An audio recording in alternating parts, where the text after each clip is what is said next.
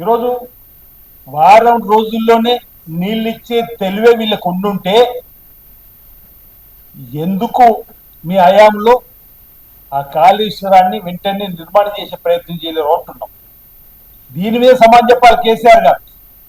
పిల్లల రాక్షసులను బయటకు పంపి ఇష్టానుసారంగా మాట్లాడుతున్నదే ఈ ప్రభుత్వం వచ్చిన తర్వాత. ఎన్డిఎస్ఏ నేషనల్ డ్యామ్ సేఫ్టీ అధికారులు చెప్పిన సూచనలు సలహాలతో ముందుకు పోతున్నాం తప్ప ఎన్డిఎస్ఏకు వ్యతిరేకంగా మీరు పనులు చేయాలని చెప్పని కోరుకుంటున్నారని అడుగుతాం. మీరు చెప్పిన విధంగా ఒకవేళ కన్నెపల్లి పంప్ హౌస్ నుంచి ఎత్తిపోయాల్సిందే నీళ్లు, లేదంటే 50,000 మందితో మేము వెళ్ళి అక్కడ పంపులు ఆన్ చేస్తామంటుంది. అసలు ఆ పంప్ హౌస్లు మీ అయ్యాలు 2 సార్లు మునిగిపోయినాయి తెలుసా అని అడుగుతారు. ఎత్తి ఎందులోకి పోస్తావు అంటున్నా. అన్నారమే కదా, తర్వాత సుందిలినే కదా అన్నారం. బ్యారేజు సాంకేతికంగా బలహీనంగా ఉందని చెప్తున్నారు ఎన్డీసీ వాళ్ళు. లోకం కోడే కూస్తున్నది. ఎలా మన కళ్ళకు కనిపిస్తుంది మేడిగడ్డ. ఈ పిచ్చి మాటలు ఎందుకు కేటీఆర్ గారిని అంటున్నా. కన్నెపల్లి పంప్ హౌస్ మేడలో 2 మార్లు మోటార్లు కాలిపోయినట్టు సందర్భం. అంటే ఓ ప్లాన్ లేదు, ఓ పద్ధతి లేదు. ఏటీఎంగా మార్చుకోవడానికి కాళేశ్వరాన్ని నిర్మాణం చేసే క్రమంలో తుమ్మిడెట్టు దగ్గర నిర్మాణం చేయాల్సినటువంటి ప్రాజెక్ట్ అనుమతులు లేవు కాబట్టి ఇక్కడికి వచ్చిన చెప్పండి. ఒకే ఒక మాటతో అన్నున్నాక నువ్వు చేసేది ఏమి దోంటున్నాం.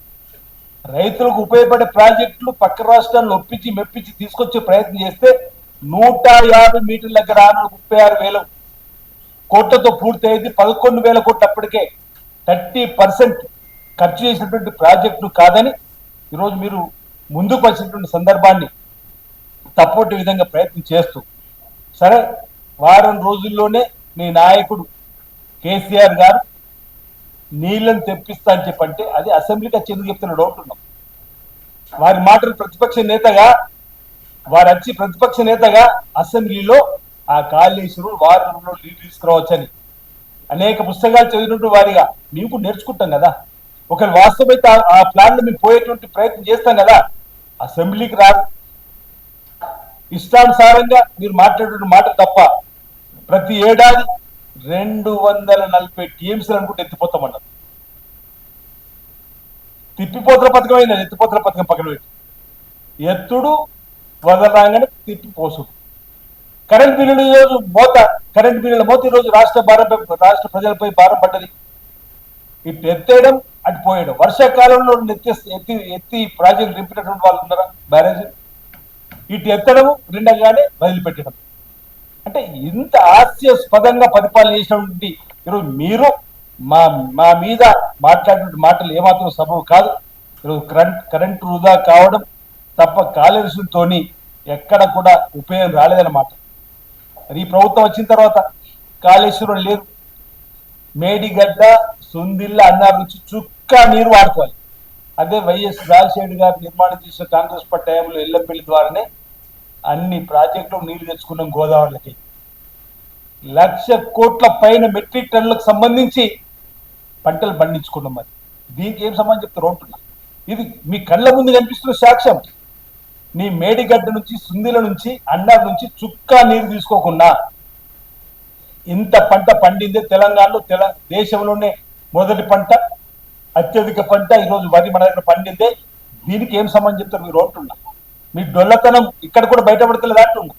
మీ కాళేశ్వరం నీళ్ళు వాడకుండా పంట అత్యధికంగా పండిందే.